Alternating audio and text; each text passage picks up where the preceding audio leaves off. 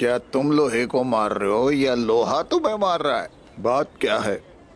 हर तरफ खामोशी छाई हुई है, कोई आवाज नहीं आ रही। सब खैर हो इंशाल्लाह, ये अच्छी अलामत नहीं।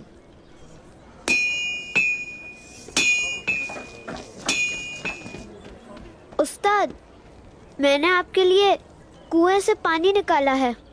लाओ मुझे दो। अल्लाह के नाम से शुरू करता हूँ।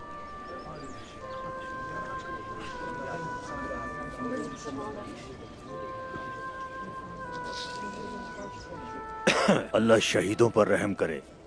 अहमद बेटा, भाग कर जाओ और देखो खेमे में क्या हुआ है। बाला बेटी को तुम अच्छे लगते हो। आपको मैं कोई जासूस लगता हूँ क्या, जो बाला खातून की बातें आप तक पहुँचाऊंगा?